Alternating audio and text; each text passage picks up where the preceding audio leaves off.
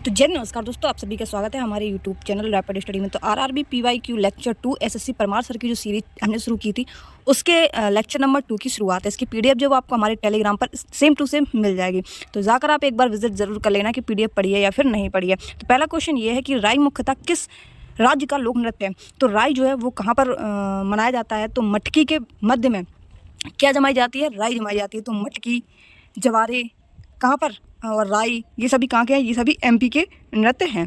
ठीक है, तो वैसे मटकी, जवारा, कर्मा जिसको हम औरंग के भी नाम से जानते हैं, भगोरिया और तरतली। कौन सा? तरतली। 13 ताली अलग है और तरतली अलग है। 13 ताली जो है वो राजस्थान का है और तरतली जो है वो एमपी का है। उत्तर प्रदेश की बात कर लेते हैं तो रासलीला, चरकुला और कजरी ये कहाँ के हैं, ये उत्तर प्रदेश के लोक नृत्य हैं। राजस्थान के एक तो 13 ताली हो गया, एक छंग हो गया, घूमर सबसे फेमस है, काल बुला लिया राजा के पास जाकर।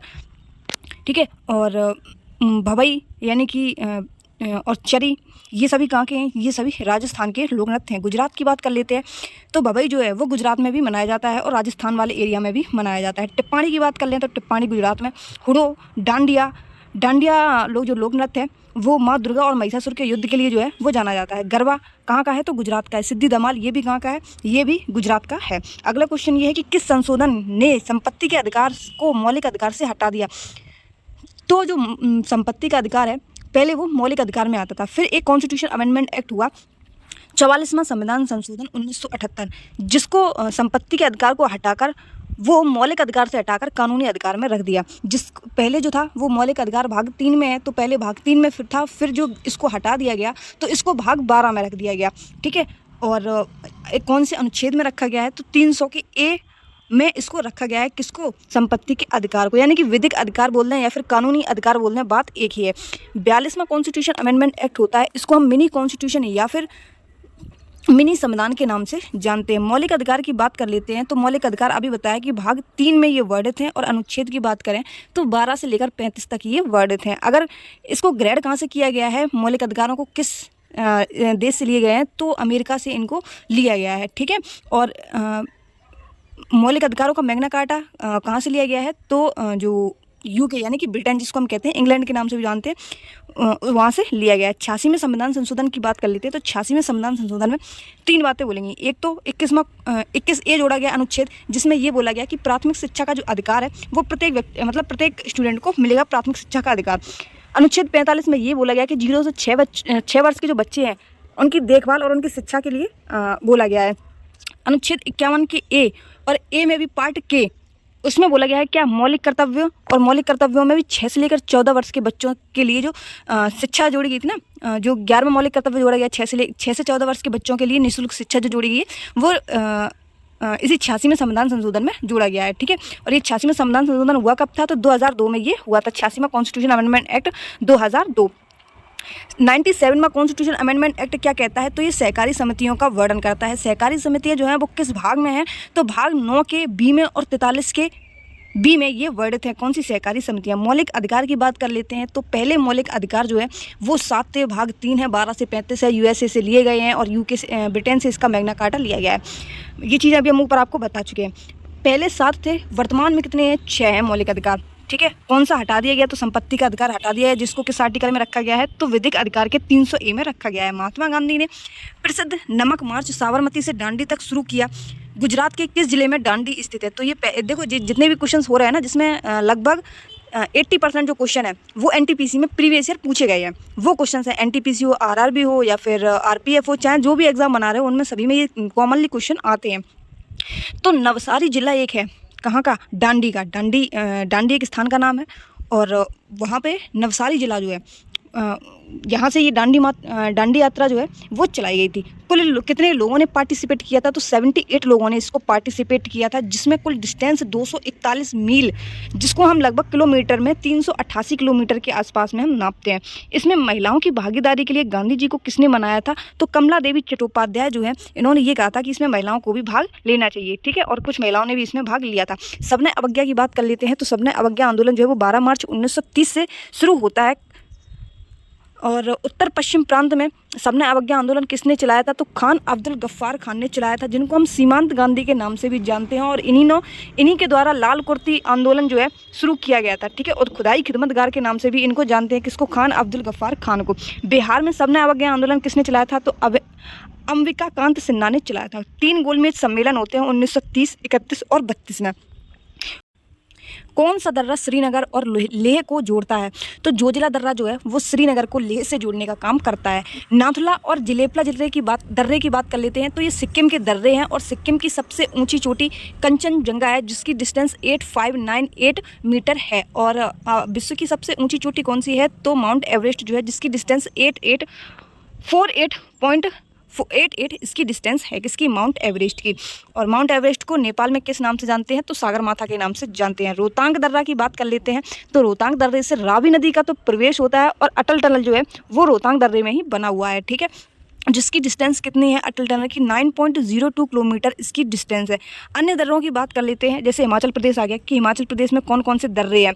तो अटल टनल, जिसको रोहतांग दर्रे में ही अभी हमने आपको बताया। बारालाचा दर्रा यहीं पर है, लाहौल स्पीति और घाटी और रोहतांग दर्रा यहीं पर स्थित है। सिपकला दर्रा स्थित है यहाँ पर, ठीक है। कुल्लू से लाहौल स्पीति जो है वो रोहतांग दर्रा की इसकी डिस्टेंस है।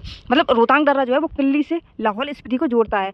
लाहौल स्पीति से लेह को कौन जोड़ता है? तो बारालाचा जो दर्रा है वो लाहौल स्पीति को लेह से जोड़ने का काम करता है। अब आ जाते हैं जम्मू एंड कश्मीर के दर्रे की बात कर लेते हैं। तो एक छोटी सी ट्रिक है, बाज का पंजा बहुत जोशीला, यानी कि बाज से हो जाएगा बुर्जिल, का से हो जाएगा काराकोरम, पंजा से हो जाएगा पीर पंजाल, बहुत से हो जाएगा बनिहाल और जोशीला से हो जाएगा जोजिला। ये जितने भी दर्रे हैं वो कहाँ के हैं? ये सभी जम्मू एंड कश्मीर के दर्रे हैं।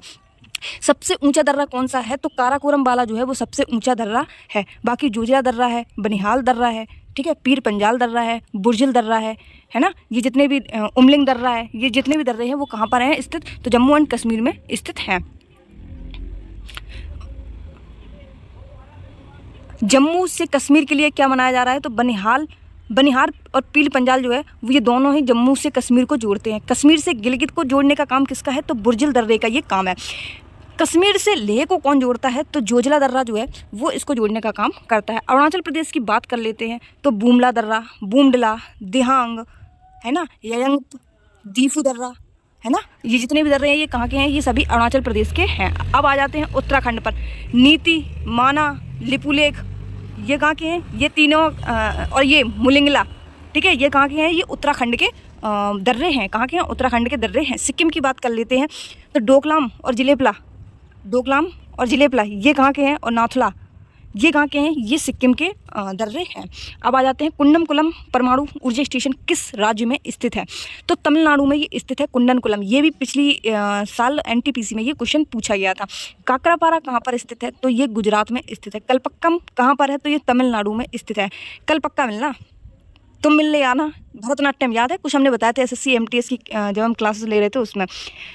तो यहाँ के तुम मिलने आना। और कैसे मिलने आना? तो यहाँ के CM कैसे हैं? स्टाइल में मिलने आना। कैसे हैं CM? मतलब CM कौन है यहाँ के? तो M.K. स्टालिन यहाँ के CM हैं। नरोरा कहाँ का है? तो नरोरा परमाणु संयंत्र जो है वो अपने उत्तर प्रदेश का है। रावत भाटा परमाणु संयंत्र की बात कर लेते हैं। तो ये राजस्थान का है। और पहला जो परमाणु रिएक्टर हुआ था उसका नाम क्या था? तो उसका नाम जो था वो था अप्सरा। वार्क की बात कर लेते हैं, यानी कि भाभा एटॉमिक रिसर्च सेंटर कहाँ पर है? तो ट्राम्बे मुंबई में ये स्थित है। पहला जो है परमाणु संयंत्र कहाँ पर खोला गया था? परमाणु ऊर्जा स्टेशन, तो ये तारापुर महाराष्ट्र में खोला गया था। कब? 1969 में इसको खोला गया था। कौन सा? परिसंचरण तंत्र का हिस्सा नहीं है। तो बड़ी आंत जो है वो परिसंचरण तंत्र का हिस्सा नहीं है। बाकी ये तीनों जो है, रक्त है वो भी परिसंचरण करता है, हृदय भी है, रक्त को शुद्ध करने का काम है। धमनियों का भी क्या काम है? तो रक्त को शुद्ध रक्त को ऑक्सीकृत करने का इसका काम है। किसका? धमनियों का। हृदय से शरीर के अन्य भागों तक पहुंचाता है क्या? धमनियाँ जो है वो शरीर हृदय से, मतलब हृदय जो है वो रक्त को शुद्ध करता है और फिर शुद्ध रक्त को ऑक्सीकृत करके धमनियों का काम है शरीर के विभिन्न अंगों में पहुंचाना रक्त को। सिरा क्या होता है? तो सिरा जो है ये ऑक्सीकृत रक्त को शरीर के अन्य भागों से हृदय तक पहुंचाता है। तो वापस जो होता है ना, कहते हैं ना कि एक तरफा से कि बार बार जो पंप है अपना पूरे बॉडी में सर्कुलेशन होता है ब्लड का। तो सिरा जो होता है इसका काम ये होता है, जो अभी यहाँ से जो धमनियों से रक्त निकला था, ठीक है, पूरे शरीर में, तो ये पूरे शरीर से लेकर जो रक्त है वो हृदय को वापस करता है, ठीक है। ऑक्सीकृत जो रक्त होता है, मतलब अभी धमनियों से पूरे बॉडी में गया था, फिर पूरी बॉडी से पंप करके जो है वो रक्त में वापस ये पहुंचाता है। सिरा का काम ये होता है। फुसफुस सिरा का काम क्या होता है, तो ऑक्सीकृत रक्त को फेफड़ों से हृदय तक पहुंचाता है। और फुसफुस धमनी का काम क्या होता है, तो हृदय से फेफड़ों का काम, हृदय से फेफड़ों तक ये रक्त को पहुँचाता है। ऊपर राइट में क्या होता है, अलिंद होता है, और नीचे क्या होता है, निलय होता है। और इधर लेफ्ट में क्या होता है, तो अलिंद होता है, और नीचे क्या होता है, तो निलय होता है। बाकी आप स्ट्रक्चर के द्वारा भी आप समझ सकते हैं कि बायां निलय इस साइड है, यहाँ पे अभी हमने ये चीज़ बताई।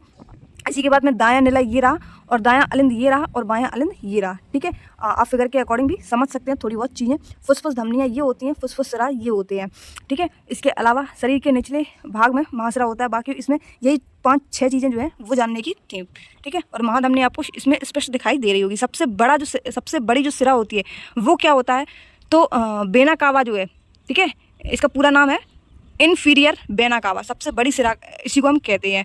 और ओर्टा किसको कहते हैं, तो सबसे बड़ी धमनी को हम ओटा कहते हैं। विषु नववर्ष का त्यौहार है, तो विषु जो है वो नववर्ष का त्यौहार कहाँ पर मनाया जाता है, ये केरल में मनाया जाता है। पुंथडू नववर्ष किसको कहते हैं, तो तमिलनाडु के नववर्ष को पुंथडू कहते हैं। आंध्र प्रदेश के और कर्नाटक की बात कर लेते हैं, तो उगाड़ी जो है, और आंध्र प्रदेश और कर्नाटक जो है वो तेलुगु क्षेत्र में पड़ते हैं, ठीक है। तो यहाँ पर क्या नववर्ष को क्या कहकर बुलाते हैं, तो उगाड़ी कहकर बुलाते हैं। गुड़ी पर्व बात कर लेते हैं, तो ये महाराष्ट्र का है। पोइला बैसाख की बात कर लेते हैं, तो ये पश्चिम बंगाल का है। लोसर की बात कर लेते हैं, एक है लोसांग, वो बनाते हैं सिक्किम में। जहाँ पे सांग आएगा वहाँ पर सिक्किम आएगी, और जहाँ पे सार आएगा वहाँ पे लद्दाख आएगा। हिजरी किसको कहते हैं, तो इस्लामिक जो होते हैं वो लोग हिजरी मनाते हैं। पटेटी की बात कर लेते हैं, जिसको हम नवरोज त्यौहार कहते हैं, ठीक है। अन्य नाम भी याद रखेंगे। नवरोज को हम किस नाम से जानते हैं, तो पटेटी के नाम से जानते हैं। और नवरोज त्यौहार कौन से लोग मनाते हैं, तो पारसी समुदाय जो है वो इसको मनाने का काम करते हैं। यान किस देश की मुद्रा है, येन किस देश की मुद्रा है, तो येन जो है वो जापान की मुद्रा है। चीन की मुद्रा की बात कर लेते हैं, तो युआन है, रेन है, और येमिनबी है, ठीक है। चीन की युआन, रेमिनबी और मिनवी, ये तीनों ही जो है वो चीन की मुद्रा है। भूटान की बात कर लेते हैं, तो निगुल ट्रम जो है वो यहाँ की मुद्रा है। ब्राज़ील की बात कर लेते हैं, तो ब्राज़ील की जो मुद्रा है वो है रियल। कैसी है, रियल है, ठीक है। इसके अलावा हम चलते हैं अगले क्वेश्चन पर कि सऊदी अरब की क्या है, तो सऊदी अरब की रियाल है। ये चीज़ें सभी को पता होंगी ज़्यादातर। सऊदी अरब बहुत फेमस रहता है, चौपसों मतलब कुछ ना कुछ न्यूज़ वहाँ से निकल के आती है, तो रियाल वगैरह। और बहुत से भारतीय जो हैं वो सऊदी अरब में जॉब करते हैं। भारत की संविधान सभा का विचार पहली बार किसने दिया था, तो भारत में जो एक संविधान होना चाहिए इसका विचार सबसे पहले किसने दिया था, तो एम एन राव। कौन, एम एन राव थे। इन्होंने 1934 में इनके दिमाग में ये आया कि एक संविधान होना चाहिए भारत का, ठीक है। और 1920 में इन्होंने क्या किया था, एक communist party of India Tashkent Uzbekistan में इसकी स्थापना की थी। कैबिनेट मिशन योजना की बात कर लेते हैं, तो 1946 में इसी के तहत संविधान सभा का गठन होता है। किसका, कैबिनेट मिशन योजना के तहत। इसमें स्टेफोर्ड क्रिप्स होते हैं, और ए बी अलेक्जेंडर होते हैं, और जॉन पेंथिक लॉरेंस इसके अध्यक्ष बनते हैं। इसमें कुल सदस्यों की संख्या जो है वो 389 होती है, जिसमें ब्रिटिश जो है वो 296 होते हैं, और 93 जो हैं वो देसी रियासतों से होते हैं। मसौदा समिति में कितने सदस्य थे, तो मसौदा समिति में 7 सदस्य थे, जिसके अध्यक्ष जो हैं वो BR अम्बेडकर जी को मनाया जाता है। संवैधानिक सलाहकार कौन थे, तो BN राव। वहाँ पर MN राव थे, यहाँ पर BN राव हैं, ठीक है। देखो हम भी थोड़े से कन्फ्यूज हो गए क्योंकि दिमाग में वही चल रहा था, ठीक है। तो संवैधानिक सलाहकार कौन थे, तो संवैधानिक सलाहकार जो है वो BN राव थे, और विचार किसके दिमाग में आया था, तो MN राव के दिमाग में आया था 1934 में।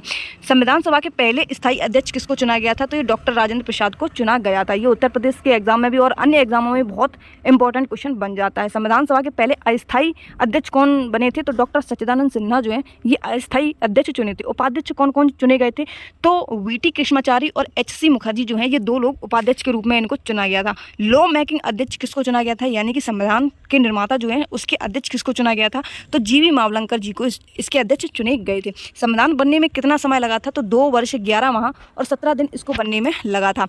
इसके लेखाकार कौन थे, जिन्होंने अपने हाथों से लिखा था, तो देखो अंग्रेजी में जो है वो प्रेम बिहारी नारायण रायजादा ने इसको लिखा था, जबकि हिंदी में बसंत कुमार वैद्य के द्वारा इसको लिखा गया था। सजावट यानी कि आपने बुक में अभी राज्यपाल मतलब अगल बगल इसमें जो सजावट की जाती है अच्छा देखने के लिए, वो किसने की थी, तो नंदलाल बोस और राम मनोहर सिन्हा ने इसकी सजावट की थी।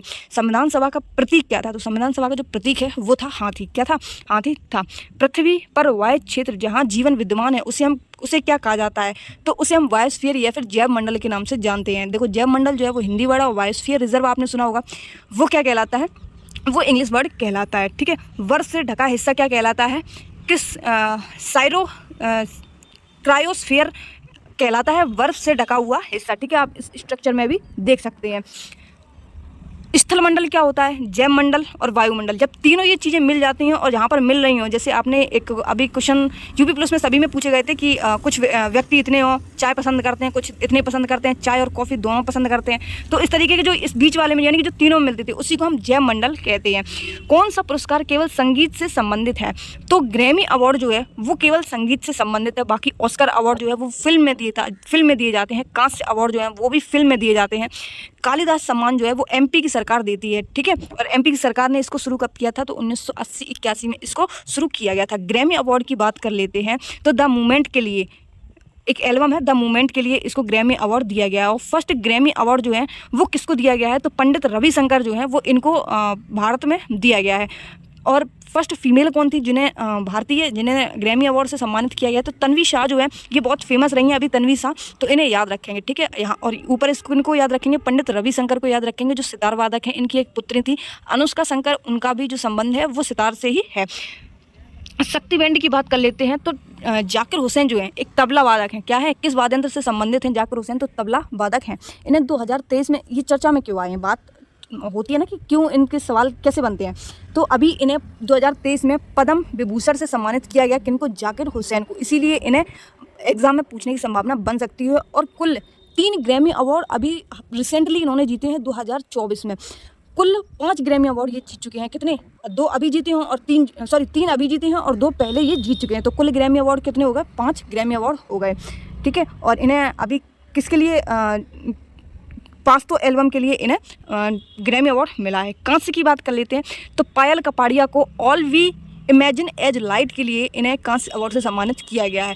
ग्रांड प्रिक्स दूसरा सबसे बड़ा, ग्रांड प्रिक्स पाने वाली पहली भारतीय यही बनी है, कौन, पायल कपाड़िया। ठीक है, पाल्मे दी ओर की बात कर लेते हैं तो सियोन बेकर के लिए यानी कि पाल्मे दी ओर सबसे बड़ा अनोरा के लिए इन्हें दिया गया है कांस्य अवार्ड। अनसुईया सेन गुप्ता की बात कर लेते हैं तो इन्हें अनसर्टेन रिगार्ड प्राइज और सेमलेस के लिए इन्हें कांस्य अवार्ड दिया गया है। इन्हें इन 2 के लिए दिया गया है। CS नायक को किसके लिए दिया गया है, तो इन्होंने एक शॉर्ट स्टोरी बनाई थी उसके लिए इन्हें दिया गया है। और एक इन्होंने sunflower were the first one two grow के लिए इन्हें कांस्य अवार्ड से सम्मानित किया गया है। भारत में राष्ट्रीय आय की गणना करने वाले पहला प्रयास किसने किया था, तो भारत में जो राष्ट्रीय आय की गणना करने वाले पहले व्यक्ति थे दादा भाई नौरोजी। कौन थे, दादा भाई नौरोजी। सांख्यिकी के पिता किसको कहते हैं, तो PC महानुलेविस को सांख्यिकी के पिता कहते हैं। और इन्हीं के नाम पर जो है वो द्वितीय पंचवर्षीय योजना है जिसकी समयावधि कितनी रही है, पहली रही है 1951 से 56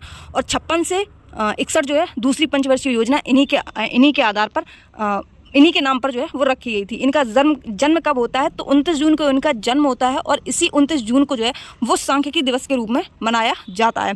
दादा भाई नौरोजी को क्या बोलते हैं, तो grand old man of India इन्हें इन्हीं के नाम से जानते हैं। Poverty and un British rule of India पुस्तक जो है वो इन्हीं के द्वारा लिखी गई है। ठीक है, राष्ट्र गुफ्तार एक एंग्लो गुजराती अखबार इन्हीं के द्वारा प्रसारित किया गया था। ईस्ट इंडिया एसोसिएशन की स्थापना इन्होंने 1866 में की थी। 3 बार इन्होंने कांग्रेस की अध्यक्षता की थी, किसने, दादा भाई नौरोजी ने। आगे चलते हैं कि किस नियम के अनुसार स्थिर तापमान पर गैस का आयतन दाब के व्युत्क्रमानुपाती होता है, तो वॉयल का जो नियम है ये 1662 में दिया जाता है जिसमें ये बताया जाता है कि P समानुपाती 1/B के होगा, यानी कि P यहाँ चला जाएगा, कांस्टेंट K यहाँ पे आ जाएगा। ठीक है, देखो जिसने थोड़ी बहुत मैथ पढ़ी हो या फिर फिजिक्स जो है वो पढ़ी हो उनको ये चीज़ें समझ में आती है। कांस्टेंट आ जाएगा तो P1 बराबर P2 × V2 हो जाता है। गेल लुसाक का नियम जो है वो क्या कहता है, तो P समानुपाती होगा T के। ठीक है, V समानुपाती होगा T के और इसमें P जो है वो कांस्टेंट हो जाएगा। चार्ल्स का नियम भी जो है वो भी यही कहता है। ग्राहम का विशरण नियम क्या कहता है कि R1/R2 = M1/M2 और उस पर भी अंडर रूट लगा देंगे। ठीक है, ये ग्राहम का विशरण नियम होता है। वैसे RPF में ज़्यादा ये साइंस की चीज़ें नहीं पूछी जाती हैं, छोटी मोटी चीज़ें पूछी जाती हैं, इतनी डीपली में नहीं जाती हैं। संयुक्त राष्ट्र सुरक्षा परिषद का मुख्यालय कहाँ है, ठीक है, तो संयुक्त राष्ट्र परिषद का जो मुख्यालय है वो न्यूयॉर्क में स्थित है, जिसमें कितने सदस्य हैं, तो 15 सदस्य हैं। FRACE फ्रांस, रसिया, अमेरिका, चाइना और इंग्लैंड, ये 5 स्थायी देश हैं और 10 जो हैं वो अस्थायी देश हैं जिसमें अपना भारत भी शामिल है, और जो 10 अस्थायी देश चुने जाते हैं उनका कार्यकाल जो है वो सिर्फ 2 वर्ष के लिए होता है। और सर्वाधिक बार जो है किसको चुना जा चुका है, तो जापान को जो है वो अस्थायी सदस्य के रूप में सर्वाधिक बार जापान को चुना जा चुका है। अंतर्राष्ट्रीय न्यायालय का हेडक्वार्टर कहाँ पर है, तो द हेग नीदरलैंड में है। यूनिसेफ का हेडक्वार्टर कहाँ पर है, तो न्यूयॉर्क में है। यूनेस्को का हेडक्वार्टर कहाँ पर है, तो पेरिस में है। WTO WHO के हेडक्वार्टर कहाँ पर हैं, तो जेनेवा में है। WMO और ILO के भी हेडक्वार्टर कहाँ पर हैं, तो जेनेवा में ही स्थित है। आ जाते हैं अगले क्वेश्चन पर कि जन शिक्षण संस्थान JSS जिसको हम कहते हैं किसके अधीन संचालित होता है, तो जन शिक्षण संस्थान जो है वो कौशल विकास और उद्यमिता मंत्रालय के अधीन ये काम करते हैं। वर्गीकरण विज्ञान के जनक किसको कहते हैं, तो कार्ल लाइनस को वर्गीकरण विज्ञान के जनक कहते हैं। किसको, कार्ल नाइलस को। अर्नेस्ट हेकल की बात कर लेते हैं, तो अर्नेस्ट हेकल जो है वो पारिस्थितिकी शब्द जो है इन्होंने दिया था, पारिस्थितिकी जिसको हम इकोलॉजी इंग्लिश में कहते हैं, इन्होंने शब्द दिया था कब, 1860 में। भारतीय पारिस्थितिकी के जनक किसको कहते हैं, तो रामदेव मिश्रा को भारतीय पारिस्थितिकी के जनक कहते हैं। इकोसिस्टम किसने दिया था, तो इकोसिस्टम जो है वो टॉन्सले के द्वारा दिया गया था। वार्गिकी जिसको हम टॉक्सोनॉमी कहते हैं, तो ये शब्द किसके द्वारा दिया गया था, तो जीवों के नामकरण, वर्णन और वर्गीकरण का विज्ञान जो है वो वार्गिकी को कहते हैं, और जिसको हम इंग्लिश में क्या कहते हैं, टॉक्सोनॉमी कहते हैं। कौन प्रसिद्ध संतूर वादक है, तो शिव कुमार शर्मा जो है इनको हम संतूर वादक के नाम से जानते हैं। सज्जाद हुसैन जो है इन्हें हम मैंडोलिन वाद्ययंत्र के रूप में जानते हैं। निखिल बनर्जी की बात कर लेते हैं, तो ये सितार वादक हैं। कौन है, सितार वादक हैं। उस्ताद बिंदा खान की बात कर लेते हैं, तो उस्ताद बिंदा खान जो है वो सारंगी वादक हैं।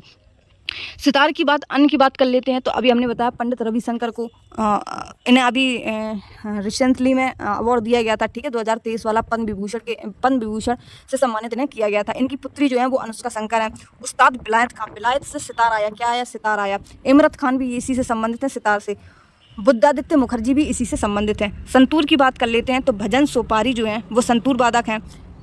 राहुल शर्मा जो है और शिव कुमार शर्मा ये किससे संबंधित हैं, तो संतूर वादक हैं। संतूर एक कैसा यंत्र है, तो ये एक तंतु वाद्य यंत्र है। तंतु का मतलब होता है जैसे बांसुरी है, ये एक वायु यंत्र है, यानी कि अपने वायु के द्वारा बजाया जाता है, ठीक है। इसी तरीके से जो संतूर है वो तंतु, यानी तंतु मतलब होता है तार नुमा उसमें लगे रहते हैं, तो तंतु बोलते हैं उसको, तंतु वाद्य यंत्र है। किस राज्य में विधान परिषद है, तो विधान परिषद की बात कर लेते हैं, तो 6 राज्यों में विधान परिषद है, जिसमें से आंध्र प्रदेश, कर्नाटक, बिहार, उत्तर प्रदेश, तेलंगाना, महाराष्ट्र। जिसको हम किस शॉर्ट ट्रिक ये बना लेते हैं, काबू तुम, क्या, काबू तुम। ये छोटी सी ट्रिक याद रखेंगे। का से कर्नाटक, ए से आंध्रा, बी से बिहार, यू से यूपी, ते से तेलंगाना, एम से महाराष्ट्र। विधान परिषद होता है राज्य में उच्च सदन, इसको होते किसको बोलते हैं, जैसे हम राज्यसभा को उच्च सदन के रूप में जानते हैं, उसी तरीके से हम जो है विधान परिषद को उच्च सदन के रूप में जानते हैं। जैसे हम उसको भंग नहीं कर सकते, वैसे ही हम इसको भंग नहीं कर सकते हैं। बनाना या हटाना विधान परिषद को, ये सिर्फ संसद के पास में होता है कि किस स्टेट में विधान परिषद जो है वो बनानी चाहिए और किस स्टेट में हटानी चाहिए। बहुत से स्टेटों में पहले बनी है, फिर बाद में हटी है, फिर बनी है, फिर हटी है। तो अभी प्रेजेंट टाइम में रिसेंटली जो है वो सिर्फ 6 स्टेट में है, ठीक है। इस चीज़ को याद रखेंगे। अधिकतम सदस्य कितने होते हैं, तो विधानसभा के जो है 1/6 सदस्य विधान परिषद में होते हैं।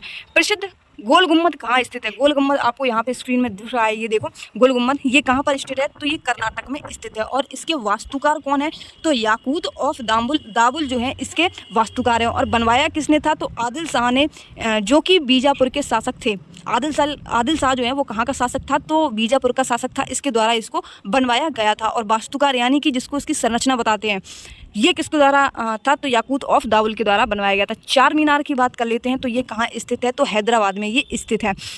गोलकुंडा का किला जो कि काकतीय वंश ने इसको बनवाया था, ठीक है। कोहिनूर जो है, कोहिनूर हीरे की बात करें तो वो भी गोलकुंडा की खाल में ये मिला था, ठीक है।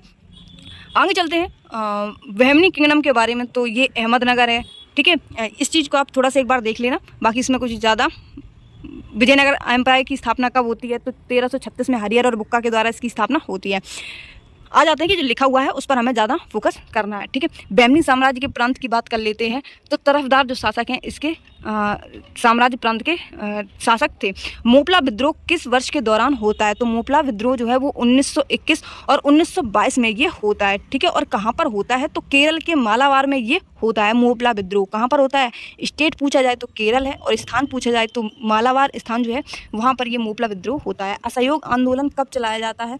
तो 1920 में असहयोग आंदोलन चलाया जाता है। खिलाफत आंदोलन की बात कर लेते हैं तो ये 1919 में चलाया जाता है।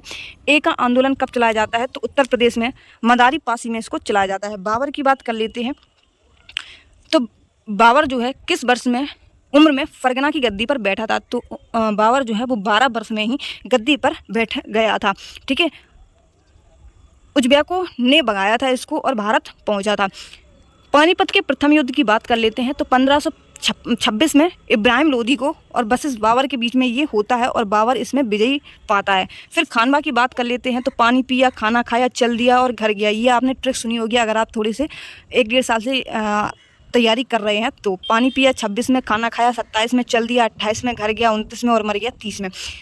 तो पानी किसके साथ में पिया था? तो इब्राहिम के साथ में पानी पिया था, साग के साथ में खाना खाया था, और चला किसके साथ में था? तो मेदिनी रॉय के साथ में ये चल गया था। और घर कहाँ गया था? तो घर इसका था कहाँ पर? अफगान में, ठीक है। और 30 में ये मर जाता है। कौन? बाबर।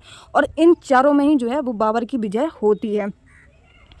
इसके अलावा हम बात करें, एक चीज़ और याद रखेंगे कि पानीपत का जो प्रथम युद्ध हुआ था इसमें एक नीति चलाई गई थी जिसका नाम था गन पाउडर का प्रयोग और तुलगमा नीति का प्रयोग। कौन सा? गन पाउडर का प्रयोग किया गया था और तुलगमा नीति जो है इसमें चलाई गई थी बाबर के द्वारा। बाबर की आत्मकथा कौन सी है? तो तुजिक ए बाबरी जो है वो बाबर की आत्मकथा है जो कि तुर्की भाषा में लिखी हुई है, ठीक है। और बाबर की जो इसे दफनाया कहाँ गया था बाबर को? तो आगरा में पहले दफनाया गया था, फिर इसको बाद में काबुल में दफना दिया गया था। जलियांवाला बाग हत्याकांड की बात कर लेते हैं, किस तिथि को हुआ था? तो 13 अप्रैल 1919 को जलियांवाला बाग हत्याकांड होता है। The original and revolutionary crime act of 1919, ये एक वो बनाया गया था कि इसकी जांच वगैरह होगी, ठीक है। या रॉलेट एक्ट, इसी को हम कहते हैं, या रॉलेट एक्ट शॉर्ट में, या फिर सिडनी रॉलेट। सिडनी रॉलेट किसने बोला था? तो अंग्रेजों के द्वारा बोला जाता था, और अपने द्वारा क्या बोला जाता था? तो रॉलेट एक्ट बोला जाता था। शंका मात्र के आधार पर 2 वर्ष की सजा। शंका मात्र के आधार पर 2 वर्ष की सजा। इसमें क्या था कि किसी को भी अगर तुम्हें शंका है तो उसको पकड़ के जेल में बंद कर दो, 2 साल की सजा उसको ऑटोमेटिक, चाहे वो दोषी हो अन्यथा ना हो। फिर गांधी जी ने इसको क्या कहा? इसके जब ये चीज़ हुई लोगों के साथ में तो उन्होंने विरोध करना इसका शुरू किया। तो फिर गांधी जी ने इसको क्या कहा? तो काला कानून कहा। किसने? गांधी जी ने। और इसी पर उन्होंने एक सत्याग्रह शुरू किया। किसने? गांधी जी ने, ठीक है। इसमें क्या हुआ था? इन्होंने शुरू क्यों किया? इसमें 2 व्यक्ति थे, एक थे सत्यपाल मलिक और सैफुद्दीन किचली। इन दोनों की जो है वो गिरफ्तारी हो जाती है। फिर सबकी आंखें खुलती हैं। बाद में इसको जो है इनकी जब इन दोनों की गिरफ्तारी हो जाती है, फिर गांधी जी है जो सत्याग्रह चलाते हैं। और सत्याग्रह कहाँ चलाया जा रहा था? तो अमृतसर पंजाब में जो है इसको चलाया गया था। मतलब इन्हीं की गिरफ्तारी में गांधी जी ट्रेन से जा रहे थे, लेकिन गांधी जी की ट्रेन जो है मतलब बीच में ही रुका दी, इनको वहाँ तक नहीं पहुँचने दिया। वहाँ जलियांवाला बाग में क्या हुआ? जनरल डायर जो थे, जनरल डायर ने वहाँ पर जो है वो गोलियाँ चलवा दी, गोलियाँ चलाने के निर्देश दे दिए। और जितने भी थे वहाँ पर, और जो दिन था कभी कभी दिन भी पूछ लेते हैं, तो 13 अप्रैल 1919 को दिन कौन सा था? तो बैसाखी वाला दिन था। गोलियाँ चलवा दी, ठीक है। और बैसाखी का दिन जो है वो किसकी याद में मनाया जाता है? तो गुरु गोविंद सिंह की याद में मनाया जाता है, जिन्होंने खालसा पंथ की स्थापना की थी। जितने भी थे वहाँ पर सब मर जाते हैं। और किसने गोली चलाने का आदेश दिया था? तो जनरल डायर ने जो है वो इसका निर्देश दिया था। नरसंहार के बाद जब इतना कुछ हो जाता है तो इसमें उपाधियाँ जो है उपाधियाँ दी जाती थी। पहले किसी को कुछ दी जाती थी, किसी को कुछ दी जाती थी। तो नाइटहुड की जो उपाधि है वो रविंद्रनाथ टैगोर को मिली थी, तो इन्होंने इस उपाधि से जो है वो वापस कर दी। और केसरी हिंद की जो उपाधि है वो गांधी जी को मिली थी, इन्होंने भी इसको वापस कर दिया। फिर क्या होता है? फिर शुरू होता है असहयोग आंदोलन 1919 में। वो 13 अप्रैल 1919 को ये चीज़ तो खत्म हो गई, मतलब ये चीज़ हो गया। फिर इनके द्वारा, गांधी जी के द्वारा जो है वो असहयोग आंदोलन की शुरुआत होती है 1920 में। और इस समय जो वायसराय हैं वो कौन थे? तो चेम्सफोर्ड जो है वो इस समय वायसराय थे। और भारत सरकार अधिनियम कब आता है? तो भारत सरकार अधिनियम जो है वो 1919 में आता है, जिसको और मोंटेग्यू चेम्सफोर्ड सुधार जो है वो कब आता है? तो देखो, एक मोंटेग्यू थे जो सचिव बने थे और चेम्सफोर्ड थे ये वायसराय थे। तो मोंटेग्यू चेम्सफोर्ड सुधार जो है वो भी कब आता है? 1919 में आता है। ऊधम सिंह का नाम क्यों आया यहाँ पर? तो जलियांवाला बाग जो अभी 13 अप्रैल 1919 को हुआ था, और जो गोली चलाने के निर्देश जनरल डायर ने दिए थे, ये क्या करते हैं? जनरल डायर को ही मतलब जलियांवाला बाग हत्याकांड का बदला जो है ऊधम सिंह ये लेने पहुंच जाते हैं। और ये क्या करते हैं? जनरल डायर की जो है वो हत्या कर देते हैं, ठीक है। क्या करते हैं? इंग्लैंड में जाकर ये जनरल डायर की हत्या कर देते हैं। कौन सी परियोजना उत्तराखंड में है? तो टिहरी हाइड्रो पावर कॉम्प्लेक्स जो है ये परियोजना उत्तराखंड में है। श्रावती हाइड्रो इलेक्ट्रिक प्रोजेक्ट की बात कर लेते हैं तो ये कर्नाटक में है, जिस और यहाँ के जोग व गरसोप्ता दूसरे सबसे जो जलप्रपात हैं वो यहाँ के हैं। ठीक है, कोयना की बात कर लेते हैं तो यहाँ पर हाइड्रो इलेक्ट्रिक प्रोजेक्ट है। कौन सा? महाराष्ट्र में ये स्थित है, कोयना हाइड्रो इलेक्ट्रिक प्रोजेक्ट। ये किस नदी पर स्थित है? तो कृष्णा नदी की सहायक नदी पर ये स्थित है। चमेरी हाइड्रो इलेक्ट्रिक प्रोजेक्ट की बात कर लेते हैं तो ये रावी नदी पर स्थित है। सबसे ऊंचा जलप्रपात कौन सा है? तो कुचिकल जलप्रपात जो कि कर्नाटक में स्थित है और वाराही नदी पर ये स्थित है सबसे ऊंचा जलप्रपात। शिव समुद्रम की बात कर लेते हैं तो शिव समुद्रम ये किस पर है? तो कावेरी नदी पर ये स्थित है। चिनाव की बात कर लेते हैं तो बलिहार, दुलहस्ती और सलाल बांध जो है वो चिनाव नदी पर स्थित है। सबसे बड़ा बांध कहाँ पर कौन सा है? तो भाखड़ा नांगल बांध जो है ये सतलज नदी पर स्थित है, जो कि अधिकतम गुरुत्वीय बांध भी इसको हम कहते हैं, जो कि सबसे बड़ा बांध है। सबसे लंबा बांध कौन सा है? तो हीराकुंड बांध, जो कि महानदी पर ये स्थित है। और हीराकुंड बांध है कहाँ पर? तो ये उड़ीसा स्टेट में स्थित है। ठीक है, सापेक्षता का जो सिद्धांत है वो किसने दिया था? तो जो सापेक्षता का जो सिद्धांत है वो अल्बर्ट आइंस्टीन के द्वारा जो है वो 1905 में तो प्रस्तावित किया जाता है और 1915 में जो है वो इसको प्रकाशित कर लिया जाता है सापेक्षता के सिद्धांत को। प्रकाश वैद्युत प्रभाव जो है वो भी आइंस्टीन के द्वारा ही दिया जाता है। इसके लिए प्रकाश वैद्युत प्रभाव के लिए इन्हें क्या मिला था? 1921 में नोबेल अवार्ड से सम्मानित किया गया था। किसको? आइंस्टीन को। हेनरी हर्ट ने सबसे पहले कॉन्सेप्ट रखा था प्रकाश वैद्युत प्रभाव का। पूछ लेते हैं कि पहली बार प्रकाश वैद्युत प्रभाव का जो मत है वो किसने रखा था? तो हेनरी हर्ट ने 1887 में रखा था, लेकिन अल्बर्ट आइंस्टीन ने फिर इसको जो है वो सही तरीके से पेश किया। फिर इन्हें 1921 में इसी के लिए नोबेल अवार्ड से सम्मानित किया गया था। W.C. रॉन्गटन, जिन्हें एक्सरे की खोज के लिए जाना जाता है, इन्हें 1901 में नोबेल अवार्ड मिला था। और नोबेल अवार्ड की शुरुआत जो भी है वो भी 1901 से ही शुरू होती है और पहले व्यक्ति थे जिन्हें ये नोबेल अवार्ड से सम्मानित किया गया था। कब? 1901 में। हर्ट किसका मात्रक है? तो आवृत्ति के जो मात्रक है वो है हर्ट। नेट राष्ट्रीय उत्पाद NNP की बात कर लेते हैं तो NNP कैसे निकालते हैं? हमने MTS में भी बताया है। अगर NNP है तो यहाँ पे GNP माइनस मूल्यह्रास कर देंगे। अगर NDP है तो यहाँ पर GDP माइनस मूल्यह्रास कर देंगे। ठीक है, FC क्या होता है? MP माइनस नेट, यानी कि अप्रत्यक्ष कर होता है। GNP क्या होता है? तो GDP और मूल्यह्रास जिसको हम बोलते हैं NFIA। ठीक है, इसी को हम मूल्यह्रास बोलते हैं। यही चीज़ यहाँ पर लिखी हुई है, अभी हमने जो चीज़ समझाई आपको। NNP तो GNP, GNP तो GDP। ठीक है, किसे सुपरफूड माना जाता है और अंतरिक्ष यात्रियों के द्वारा ले जाया जाता है? तो नील हरित शैवाल जो है ये अंतरिक्ष यात्रियों के द्वारा ले जाया जाता है। इसके अलावा चलते हैं हम सरगैसो सागर कहाँ पर स्थित है? तो उत्तरी अटलांटिक में ये स्थित है। फाइकोलॉजी क्या कहलाता है? तो शैवालों का अध्ययन जो है वो फाइकोलॉजी कहलाता है। ठीक है, हरित शैवाल किसको कहते हैं? तो क्लोरोफाइकिया को कहते हैं। भूरा शैवाल किसको कहते हैं? तो फोइकोफाइकिया को कहते हैं। लाल शैवाल किसको कहते हैं? तो रोडोफाइकिया को कहते हैं। ठीक है, इसी को लाल शैवाल को ही हम जेली के रूप में जानते हैं। कंप्यूटर की भौतिक इकाई जिसको हम कहते हैं मेमोरी से संग्रहित परिणामों को निकालने की प्रक्रिया का क्या कहा जाता है? तो आउटपुट प्रोसेस जो है वो इसको कहा जाता है। ईस्ट इंडिया कंपनी के खिलाफ प्लासी ने जो युद्ध है, प्लासी का युद्ध कब होता है? तो 1757 को प्लासी का युद्ध होता है। ठीक है, किसके किसके बीच में होता है? तो सिराजुद्दौला जो है, सिराजुद्दौला इनके द्वारा जो है ईस्ट इंडिया कंपनी के खिलाफ किसने युद्ध लड़ा था? तो ईस्ट इंडिया और सिराजुद्दौला के बीच में जो है वो प्लासी का युद्ध 1757 में होता है। ठीक है, फर्रुखसियार कब आता है? तो 1717 में ये आता है। सिराजुद्दौला के ही द्वारा जो है कालकोगरी की घटना होती है। रॉबर्ट क्लाइव क्या करता है? मीर जाफर को अपनी तरफ से इसने मीर जाफर को भेजा था। ठीक है, बक्सर का युद्ध कब होता है? देखो, प्लासी का युद्ध 1757 में हो जाता है और बक्सर का युद्ध कब होता है? 1764 में बक्सर का युद्ध होता है मीर कासिम और ईस्ट इंडिया कंपनी के बीच में। ईस्ट इंडिया कंपनी से कौन थे? तो हेक्टर मुनरो जो है वो ईस्ट इंडिया कंपनी की तरफ से थे, जबकि अन्य तरफ से एक तो मीर कासिम थे, शाह आलम द्वितीय थे और सिराजुद्दौला जो है इसके पक्ष में थे। किसके? बक्सर के युद्ध में। ठीक है, ये 3% जो थे वो बक्सर के युद्ध में ईस्ट इंडिया कंपनी और इनके बीच में थे। ये क्वेश्चन मीर कासिम वाला जो है वो अभी उत्तर प्रदेश 31 की सेकंड शिफ्ट में भी आ जाता है। बक्सर का युद्ध किसके किसके बीच में होता है? इलाहाबाद की संधि कब होती है? तो 1765 में जो है वो इलाहाबाद की संधि होती है। बंगाल में द्वैध शासन की जो शुरुआत है वो किसके द्वारा की गई थी? तो रॉबर्ट क्लाइव के द्वारा द्वैध शासन की शुरुआत जो है वो की जाती है। लेकिन समाप्त किसके द्वारा किया जाता है? तो वॉरेन हेस्टिंग के द्वारा जो है वो समाप्त कर दिया जाता है। बंगाल के फर्स्ट नवाब कौन थे? तो मुर्शीद कुली खान, जिसको हम सूर्य नारायण के नाम से भी जानते हैं, इनके द्वारा समाप्त कर दिया जाता है। ये जो द्वैत शासन था इनके द्वारा, बंगाल के जो फर्स्ट नवाब थे मुर्शीद कुली खां, इनके द्वारा ये समाप्त कर दिया जाता है 1772 में। क्या यही ठीक है? नो सॉरी, फर्स्ट नवाब ये चीज़ अलग है।